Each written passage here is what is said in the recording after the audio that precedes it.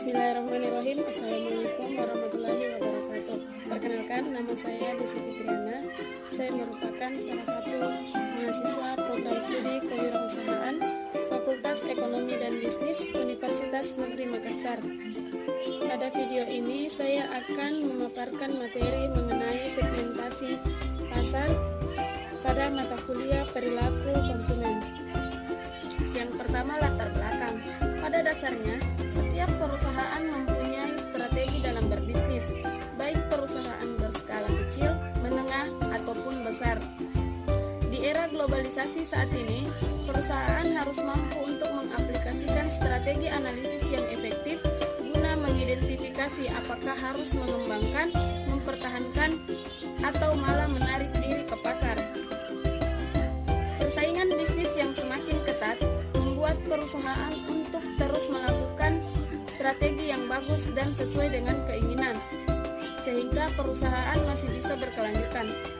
Perusahaan yang baik merupakan perusahaan yang menginginkan kehidupannya berkelanjutan dan mendapatkan posisi terbaik di pasar daripada hanya sekedar bertahan hidup. Materi pertama, pentingnya segmentasi pasar. Pengertian segmentasi pasar. Yang pertama, segmentasi. Segmentasi merupakan dasar untuk menentukan komponen-komponen strategi. Yang kedua, pasar. Pasar secara sederhana bisa diartikan sebagai tempat bertemunya para penjual dan pembeli untuk melakukan transaksi. Segmentasi pasar adalah strategi untuk membagi pasar menjadi beberapa kelompok konsumen berdasarkan kriteria tertentu seperti kebutuhan, karakteristik, atau perilaku yang berbeda dalam satu pasar. Tujuan segmentasi pasar. Tujuan melakukan segmentasi adalah untuk memahami secara lebih efektif dan efisien tentang kebutuhan, karakteristik, atau perilaku konsumen yang berbeda yang mungkin memerlukan produk atau bauran pemasaran tersendiri. Tujuan segmentasi pasar adalah memberikan pelayanan kepada pelanggan yang lebih baik. Materi kedua, kriteria-kriteria untuk melakukan market targeting pasar yang efektif. Ada beberapa kriteria segmentasi pasar yang efektif. Pertama, dapat diukur atau measurable. Ukuran daya beli, profil segmen.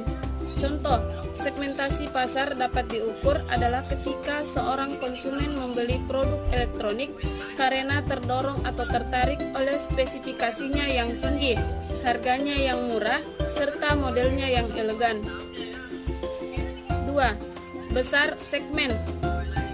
Substansial. Cukup besar dan menguntungkan untuk dilayani.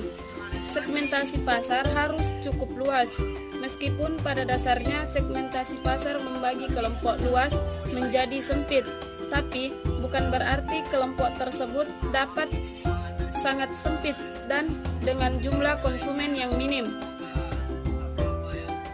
3. Dapat dijangkau, accessible. Dapat dijangkau dan dilayani secara efektif. Segmentasi pasar harus dapat dicapai dengan baik. Hal ini berarti segmentasi pasar yang telah dibuat oleh perusahaan dapat dijadikan sebagai pasar sasaran atau target market. Dapat dibedakan, differentiable. Secara konseptual dapat dipisahkan dan memberikan tanggapan yang berbeda terhadap elemen dan program bauran. 5. Dapat diambil tindakan, actionable. Program yang efektif dapat dirumuskan untuk menarik dan melayani segmen tersebut. Segmentasi pasar harus dapat dilaksanakan.